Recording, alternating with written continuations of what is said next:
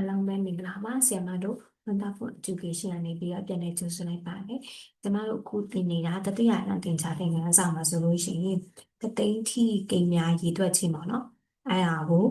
နည်းနည်းသင်ပြီးသွားပြီအခုဆက်ပြီးတော့လေ့လာကြမှာဖြစ်ပါတယ်။ကဲအဆုံဆရာမတို့ဆက်ဒီနေ့တော့လေ့လာကြည့်ရအောင်။ဒီနေ့အတွက်ကိန်းရတော့ဒီမှာဒီလိုပုံစံမျိုးလေးပေါ့နော်။နံပါတ်၈ကိန်းသုံးမဟုတ်စာနေရေးပါ။ဒီမှာဆိုလို့ရှိရင်ကျမတို့ကိုမေးတဲ့ပုံစံကနှစ်ခုရှိပါတယ်။ဒါတို့တမျိုးတို့မြင်တာအောင်ဆရာမဒီပုံလေးဆွဲပြပေါ့မြင်နေတာပြမယ်ပေါ့နော်ဒီမှာ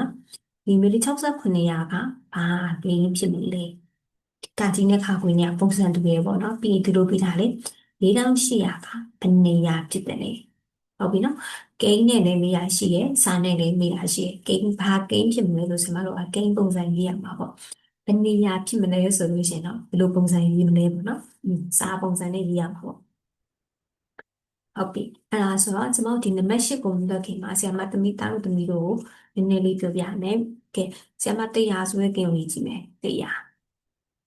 100ဆိုလို့ရှိရင်ဆရာမကတာဝန်မှုစကား1နောက်ကပြီးခြားရ100ဒါမှမဟုတ်လို့ရှိရင်ဘယ်လိုရေးမလဲဆိုတော့ရဟုတ်ပြီနော်အဲ့လိုမျိုးပေါ့အဲ့ဆိုရှင်ကျမ900ဆိုတဲ့ကိန်းကိုရေးကြည့်မယ်နော်900ဆို9ရာ10မရှိဘူးခုမရှိဒီလိုမျိုးပဲပေါ့အဲ့ဆို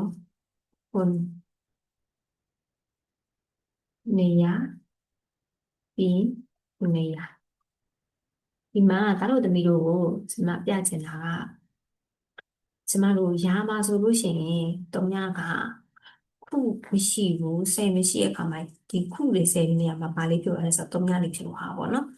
အဲ့ဆိုရာအပြည့်ကိန်းကြီးမှာဆိုလို့ရှိရင်တုံးရနှလုံးရှိတယ်ဟုတ်ပြီနော်ဆီယမက800ဆိုတဲ့ကိန်းကိုကြည့်မယ်ဆို8ရာမှာဆိုရှင်ဆီယမတို့ခုလေး10တွေကတုံးရလေးဖြိုးရမယ်အတွက်ကြောင့်မလို့တုံးရနှလုံးဟုတ်ပြီနော်ပတ်စံ100နဲ့တရွက်ရှိလို့ရှိရင်ကြည့်ကြည့်လိုက်100နဲ့ဆိုလို့ရတာတည့်ရနောက်မှာတုံးရနှလုံးနဲ့ဟုတ်100အဲ့ဆိုဆီယမတို့ဒီနာမှာအတူလေးမှတ်လိုက်မှာကရာဆိုလို့ရှိရင်တုံးရနှလုံးလို့ဆီယမကတော့လွယ်လေးမှတ်လိုက်ပေါ့နော်ဒါပေမဲ့ဘာဖြစ်လို့တုံးရနှလုံးလဲဆိုတာမျိုးတောက်သမီးတို့ကသိရမယ်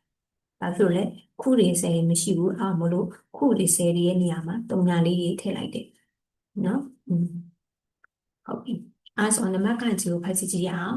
69ရာကဘာကိန်းဖြစ်မလဲစမတိမှာကိန်းနဲ့69ရာ69နေရာအဲ့ဆိုရာမှာဆိုဆရာမကရာဆိုတဲ့သဘောတရားလေးတုံညာနှလုံးလို့ဆရာမတခါလေမှတ်ထားပြီးတော့နှလုံးကြည့်လိုက်ပြီး69ဒီ69အတိုင်းပဲပြန်ရေးအောင်လေအဲ့ဆို69ဒီခု10ရာထား6900အောင်ပြောပါဘောနော်ကြားရမှာဗာလေးဝင်သွားတော့တုံညာနှလုံးဝင်သွားတယ်800ကိန်းရ800ကိန်းအတိုင်းပဲဒါပဲကဲ59ရာ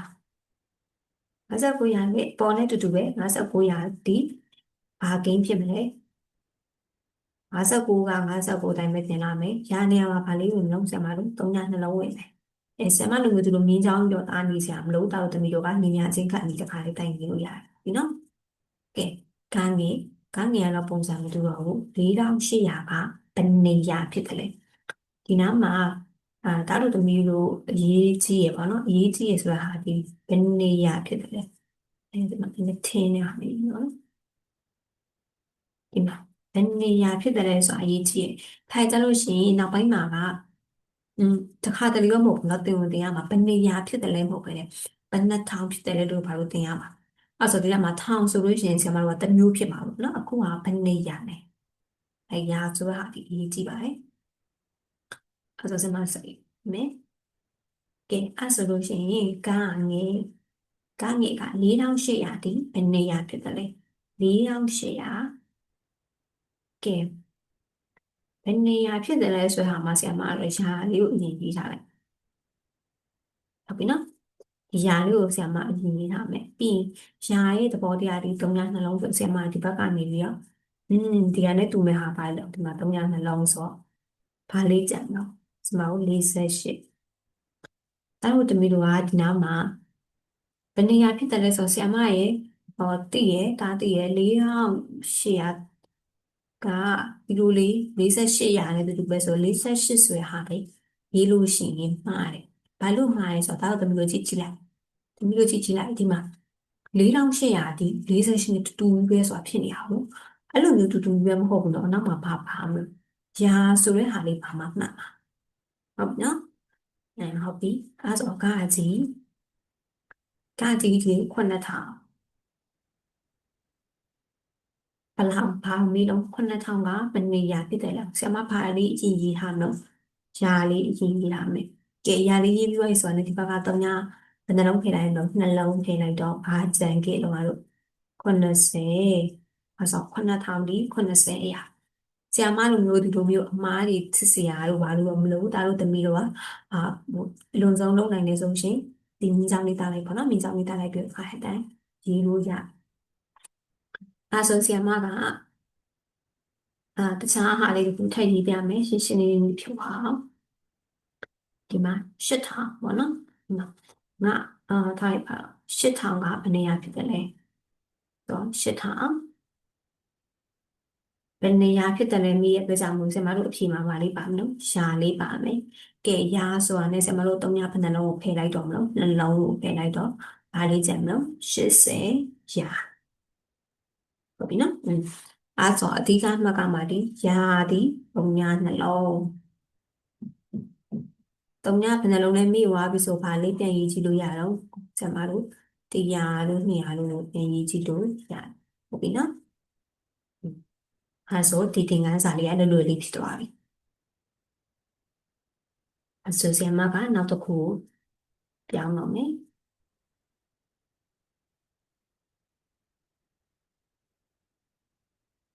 တစ်ခုပြောင်းကဲဒီမှာတော့ကိန်းမြင့်တွေကိုသုံးပြီးတော့ဟုတ်ဒီပေးထားတဲ့ကိန်းမြင့်ကိုသုံးပြီးတော့ဆရာမတို့ကအောက်ကမိကုန်းတွေကိုဖြည့်ရမှာပေါ့နော်အဲ့ဆိုတော့ဒီမှာမိကုန်းနေရာလေး9ခုလောက်ရှိတယ်ကျမတို့ပထမဆုံးအနေနဲ့ကိန်းမြင့်တွေပါလာပြီဆိုလို့ရှိရင်ကိန်းမြင့်တွေဟိုနည်းနည်းလေးကွာတေးရှာကြည့်ရတယ်ပေါ့နော်ဒီမှာဆိုလို့ရှိရင်သူကဘယ်လိုဆွဲတာလဲ300ပြီး1000 2000 3000 4000ပြီးထိဆွဲတာ1000ထိဆွဲတာပဲအဲ့ဆိုတော့ဒီနားမှာ1000နဲ့2000နဲ့ကြားထဲမှာဒီမှာအလေးတက်တက်ပြီနော်ဒီကြောင့်ရှိရှိလေးအဲ့ဆိုတော့ဆီယမကပထမဆုံးအနေနဲ့အဲတချို့ကလေးကြားတယ်တခါလဲတန်းသိရပေါ့နော်တချို့ကလေးလေးကြားလဲမသိရဲ့ကလေးလေးဆိုဘယ်လိုမျိုးလောက်ကမလဲပေါ့နော်တိတိတိတိဆီယမတို့အရင်ဆုံးအနေနဲ့ဒီလိုသစိတ်ချင်းရဲ့တန်ဖိုးလေးကိုအရင်ရှာနိုင်လို့ပို့ကောင်းတယ်ဒီမှာဆီယမတို့1000ထိကိုဘယ်နှစိတ်ရှိကြည့်ရတစ်စိတ်နှစ်စိတ်သုံးစိတ်လေးစိတ်5စိတ်6စိတ်9စိတ်10စိတ်9စိတ်10စိတ်โอเค1000ထိကို10သိန်းရှိရဆိုတော့ဒီနာလေးတစ်ခုဆိုဘယ်လောက်ဖြစ်လဲဆိုတော့ဒီတေးလေးတစ်စိတ်လေးဆိုရှင်100ပေါ့ဟုတ်ပြီနော်ဘာမှတော့မခတ်ဘူးလိုက်ကြည့်ကြည့်မယ်နော်ထောင်ဆိုတော့ဒီက1100 1200 1300 1400 1500โอเคအဲဆိုရပါပြီအဲဆိုတော့ဒီဂျားလေးကဒီနာလေးဒီ1500ဆိုတော့4အောင်လာမဲ့4100 4200 4300 4400โอเค4000နဲ့မှ4ဟုတ်ပြီဒီမှာဆိုရှင်လည်း9000ဒီနားလေးဒီနားလေးတစ်ခါလည်းဂျာလေးဘယ်လောက်တော့9000နဲ့8000နဲ့ဂျာလေးဒီတက်တဲ့နေရာလေး9500 9600 9900 9800 9000နဲ့မှာ900โอเคဟုတ်ပြီနော်တကယ်လို့ခွာတေးကြအောင်ဆိုရှင်ဒီကနေစာယူလေးရတယ်ကိစ္စမရှိ9100 9200 9300 9400 9500 9600 9900 9800 9000နဲ့မှာ900ဟုတ်ပြီနော်အဲ့ဆိုသူအပေါ်ကဟာလေးတော့ပြီးတော့ပြီဒီမှာ1000ကိုမှဒီမှာကျမတို့1000ကိုသူတို့အကြီးထွက်ခွဲလိုက်တယ်နော်ဘယ်ကနေပဲဒီကောင်ဆိုဒီနားလေးတော့ဒီနားလေးကနေဒီနားလေးကြည့်ပါဒီမှာဆိုဒီနားလေးကဘယ်လောက်ဒီမှာ9900နေပြီးတော့1000ထိကိုဒီလိုမျိုးရှေ့လုပ်လိုက်တယ်ပေါ့နော်9900ကနေ1000ထိဆိုဆရာမတို့ဒီမှာဟိုကဒီအစိလေးက100ကိုပြောတာဟော ဒီအစိတ်လေးကတော့တရားကိုပြောတာဟုတ်တော့အဲ့တော့ဒီမှာ9900ပြီးရင်100ထပ်ပေါင်းရင်1000ပြည့်မှာလीနော်ဒီအစိတ်လေးကဘယ်လောက်လဲဆိုတော့သူအရင်ကြည့်ကြည့်အောင်ဒီနားမှာပါတော့9950အဲ့ဆိုတော့ဒီကနေကြည့်မယ်နော်9950ဆိုတော့ဒီနားလေးဆိုရှင်ဘယ်လောက်ပြမလဲ9960ဖြစ်မလားမသိနော်9960 9980 9980 9990အေးဟုတ်တယ်တာအဲ့ဆိုဒီလိုဒီကနေဒီထီဒီ30ပေါ့နော်30တိုးသွားတာပေါ့အဲ့ဆိုစမောက်တီကဒီတိတိလေးတွေပါလိမ့်မယ်တော့တိတိလေးကတစ်စိတ်ထဲအဲ့ဆိုဒီနားလေးဆို9900တိမလီ9900 9900 3 9900 4 9900 5အဲ့လိုရှိသွားမှာอืมအဲ့ဆို9900ဒီနားလေးဆို9930 9900 20ကဲ9924 9922โอเคအဲ့ဆိုသူရပါပြီ9920မှာနှစ်ပါဟုတ်ပြီ9930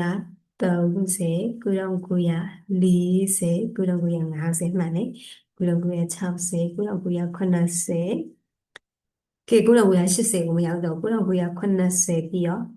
နာမ94 92 93 94 95 96 97 98အဆောက်လာပြီနော်9988ဟုတ်ပြီသူဒီနေ့တော့အာရိညာအောင်နေမှာခဏနေဆိုနေတယ်ဟုတ်ပြီနော်အဲ့ဆိုရှင်တတကိုပြည့်သွားပါပြီကဲအဲ့ဆိုနံပါတ်ကကြီးကနေစဖြည့်ကြည့်ရအောင်1000အောက်တီရော်တဲ့ဂိမ်းကပါလေ1000အောက်တီရော်မယ်ဆိုတော့တောင်းသမီးတို့1000ကိုရှာမယ်1000ကဒီမှာဟဲ့ကဲတစ်စိတ်ရော့တဲ့ဂိမ်းဆိုတော့တစ်စိတ်လေးရော့ကြည့်လိုက်မယ်နော်တစ်ပဲရော့မှာဆိုတော့ဒီကတစ်ပါနော်ဒီမှာဆိုသွားလို့မရဘူးနော်ဒီမှာဆိုဒီတစ်စိတ်ရော့ပါဆိုဘယ်လောက်ရော့အောင်100ကိုရော့သွားမှာနော်တစ်ရော့လို့ဆိုဒီအောက်မှာတစ်ရော့မှာโอเคဒီနာလေးအဲ့ဆိုတော့ကျမတို့ပြန်ကြည့်ကြည့်မယ်ဒီနားမှာ9900 90 9980 9990 9991 92 93 94 95 96 99 98 99အဲ့ဆို1000အောက်တိရော့တဲ့ဂိမ်းဒီနားလေးကဂိမ်းကဘယ်လောက်ဖြစ်မလဲဆိုတော့9900ဇန်နမှာဟုတ်ပြီစမဒီနားလေးကလည်းရှုပ်သွားပြီအဲ့ဆိုဖြစ်နိုင်မယ်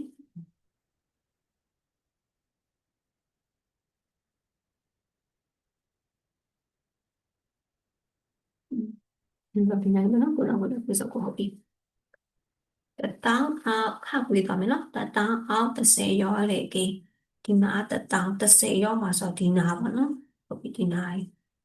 လွယ်လွယ်လေးနော်ဘယ်လောက်တော့9900ဒီမှာ88 9900ဒီနာမှာ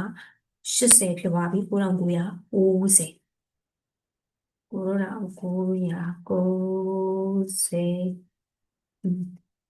1000က9000ထက်ဘလောက်ပိုကြီးတယ်မကနေ1000နဲ့9000နဲ့အဲ့ဆို1000နဲ့9000နဲ့ဆိုစမှာတော့ဒီနာလေးဟာကိုကြည့်လိုက်1000နဲ့9000နဲ့လောက်ပိုကြီးမလို့ဒီလောက်ကဒီရနေဒီတီကဘယ်လောက်ဆိုစမှာခုနပြောတာ1000နော်ရနေဒီတီဆို1000အဲတောက်တူလို့သိပါလားနော်1000 9000နဲ့1000နဲ့ဆိုလို့ရှိရင်1000ပူကြီးရပါဘောနော်1000ပူကြီးရပါဘောအပေါ်ကကွက်တဲ့တွေကိုဖြည့်ပါဆိုတော့ဖြည့်ပြီးပါပြီ1000မှာဘယ်နေရာရှိလဲ1000မှာဘယ်နေရာရှိတယ်လဲဆိုတော့ကဲဟုတ်ပြီတောင်းလေးကိုကြည့်ကြည့်မယ်ဒီမှာနော်ဘယ်နေရာရှိလဲလို့မေးရနော်ကဲဒီနာကြည့်ထားတာမယ်နေရာလေးနည်းနည်းချန်ပြီးရှားလေးကိုဆရာမအရင်လာကဲဘယ်နေရာလဲရာဆိုဆရာမတို့3ည9လုံးဖယ်ပြီးကြည့်ကြည့်မယ်ဆိုတော့3နှလုံးဖယ်ပြီးကြည့်ကြည့်မယ်တော့နှလုံးနဲ့ဒီရာနဲ့တူပဲဆိုတော့ဘာကြံခဲ့တော့100ကြံနေခဲ့တယ်100ရာ1000မှာဆို100ရာရှိ100ပဲကြီးမှန်ပါလားမှားတယ်နော်ဘာလေးပါမှမှန်မလို့ဒီရာဆိုရဲဟာလေးပါမှမှန်မယ်ဟုတ်ပြီနော်ဟုတ်ကဲ့ပါအဲ့တော့ဆိုလို့ရှိရင်နည်းနည်းလေးဒီဟာလေးတွေကကြည့်ရတာတော့ခက်တယ်အားကြောင့်မို့လို့ကိုကနားမလည်ဘူးတစ်ခေါက်နဲ့နားမလည်ဘူးဆိုတမိမိတို့နှစ်ခေါက်တို့ဒါတို့သမီးတို့နှစ်ခေါက်တို့သုံးခေါက်တို့ပြန်ကြည့်ကြည့်မယ်နော်အဲ့ဒါမှရသွားမှာ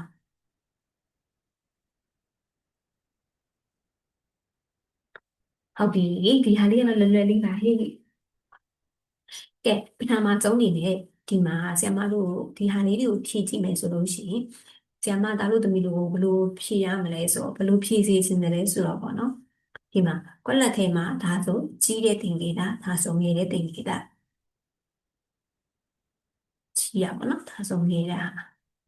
အဲ့ဒါဆိုတော့လူဖြည့်စေခြင်းလဲဆိုတော့ခါကြီးဆိုလို့ရှိရင်ဒီအရှိရကင်းကိုဖတ်မယ်နောက်ကကင်းကိုဖတ်မယ်ဟုတ်ပြီနော်အရှိရကင်းကိုဖတ်ကြည့်အောင်အရှိရကင်းဘယ်လောက်တော့9829နောက်ကကင်းရော9845ဒီကလည်း9000ပဲဒီကလည်း9000ပဲဟုတ်ပြီနော်အဲ့ဆိုထောင်နေရာမှာ9ထောင်နေရာမှာ9တူတူပဲရာနေရာကြည့်မယ်ရာနေရာမှာ10ဒီတိုင်းရာနေရာမှာလည်း10တူတူပဲ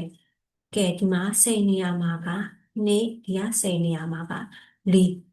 အဲ့ဆိုဘယ်ကပုံကြီးပဲလဲနောက်က10ဟာပုံကြီးသွားပြီနော်အဲ့ဆိုအနောက်ကကင်းကပုံကြီးရယ်နောက်ကကင်းကပုံကြီးရယ်ပြကြမလို့ဆရာမကတော့ဒီလိုမျိုးရလိုက်မယ်ဒီမှာဆိုရင်တော့တမလို့ဘလို့မှတ်လို့ရလဲဆိုတော့ဆရာမတို့မုတ်စားလို့ရှိရင်ကြီးတဲ့မုတ်ကိုစားမှာမလားဒီမှာဆိုလို့ရှိရင်လေကြီးတဲ့ကင်းမုတ်ကိုစားဟာပေါ့နော်ကြီးတဲ့မုတ်ကိုစား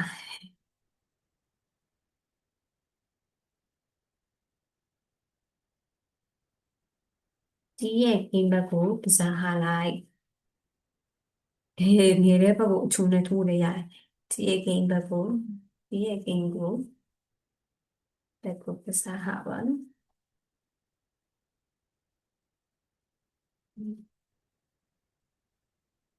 โอเคဒီမှာအောင်ဒီမှာလည်းပထမဆုံးအနေနဲ့ဆရာမတို့ဘာအရင်ဆိုကြည့်မယ်ဆိုတော့ကိန်းကိုအရင်ရွတ်ကြည့်မယ်နော်9990ဒီမှာ9909ပြီပထမဆုံးအနေနဲ့နှစ်ခုစလုံးက9000စီရှိရယ်ထောင်နေရာမှာကိုဒီဘက်မှာလည်းထောင်နေရာမှာကိုရာနေရာမှာလည်းကိုဒီမှာရာနေရာမှာကို10နေရာမှာဒီဟာကိုဒီမှာ10နေရာမှာ3ညကဲဟုတ်ပြီအဲ့ဒါဆိုလို့ရှိရင်တို့သိသွားပြီဘယ်ကင်းရပူကြည့်တော့အရှိရကင်းရပူကြည့်ကြည့်ရဲ့ဘက်ကိုစာဟာဟုတ်ပြီနော်ဆက်သွားမယ်နော်ဂိမ်းတွေကိုအောက်မှာပြထားတဲ့အတိုင်းပြထားတဲ့အစဉ်အတိုင်းရုပ်ပါအစဉ်အတိုင်းရုပ်ကမယ်ဆိုတော့ဒီမှာကတော့ရွှတ်တဲ့အပြင်ရောဒါတို့တမီတို့ခြရင်ရပိုကောင်းတယ်နော်စောင်းထဲမှာခြရင်မယ်နော်8000 8100ဟုတ်ပြီဆရာမနဲ့တူတူလိုက်ရွေးကြည့်အောင်8000 8100 8400 8300 8400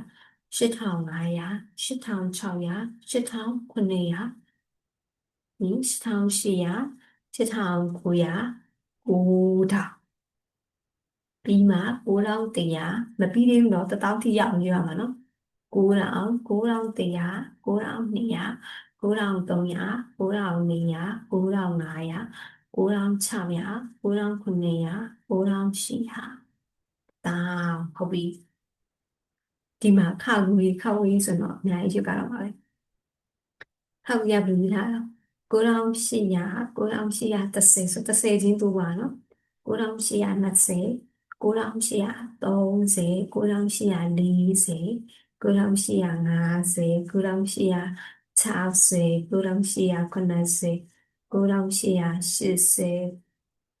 9890 9890ဒီစမောက်ပါလာမှာတော့9890ပြီးသွားရင်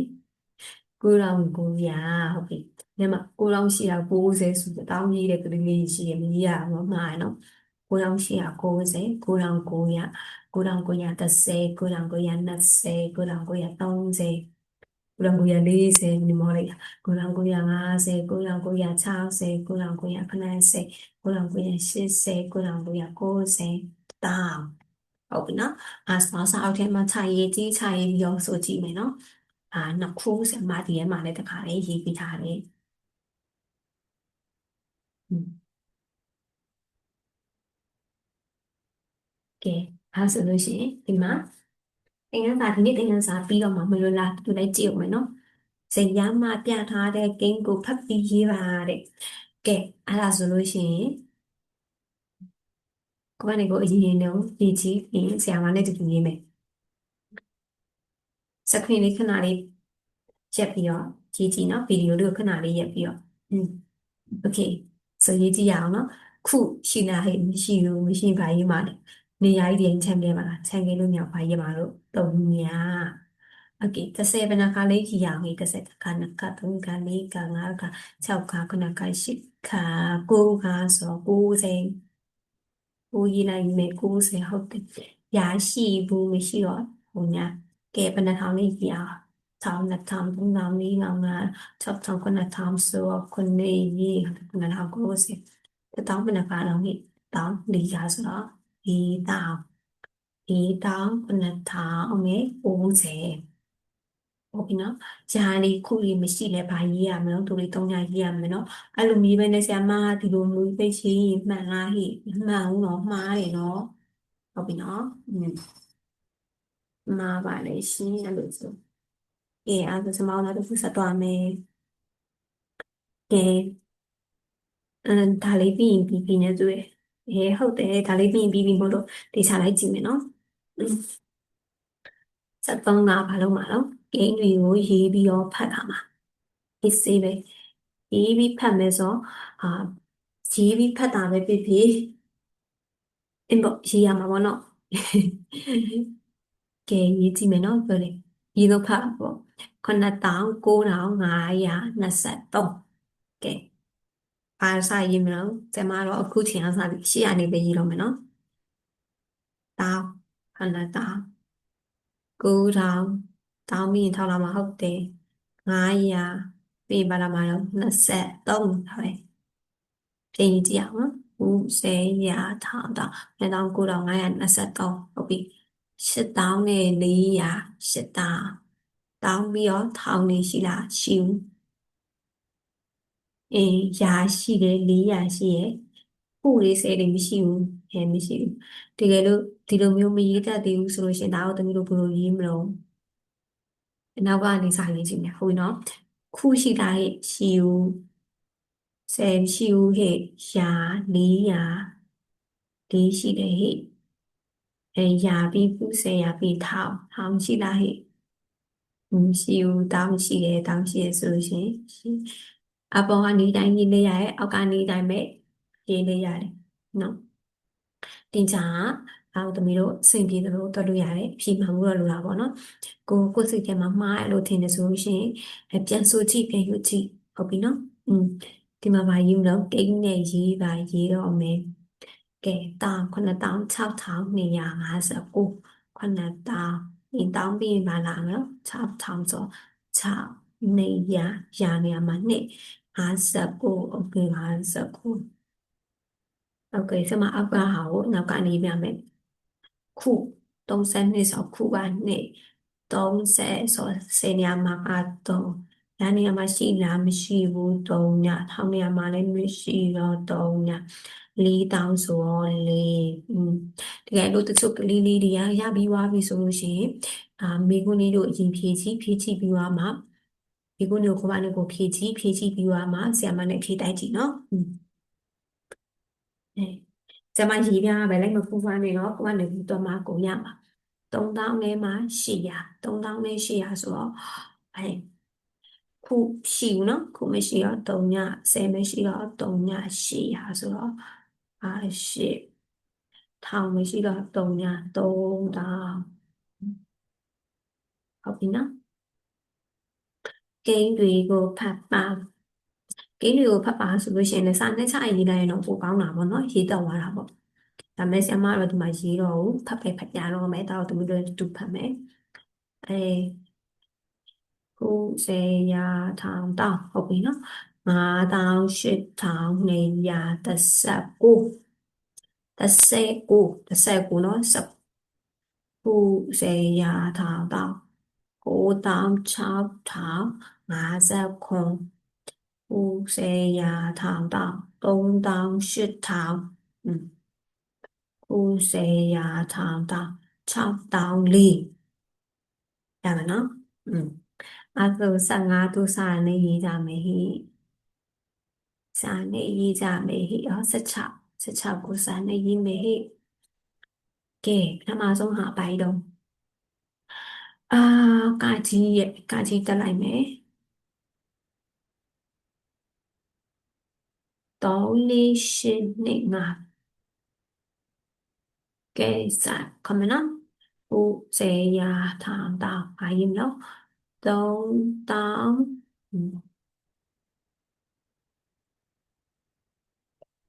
4ရာအောင်8ရာ20ငါမလီနိုင်ပဲညာ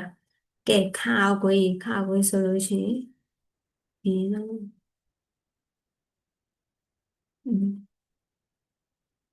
ကိုစေရာထောင်တောင်ဘယ်လိုရင်နော်6တောင်3ထို6တောင်ပြီး5တောင်ခုလေးဆယ်လေးရှိလားဒါလည်းမရှိဘူးနော်အဲ့ဆိုပြီးတော့6တောင်5တောင်ဒါပဲလေဒီကလာလေးရေနော်ဆီယမညီမစခရင်ပေါ်မှာရေးနေတာဆိုတော့1 3 9 9 8ခုစေရာထောင်တောင်ကဲရေးမယ်1တောင်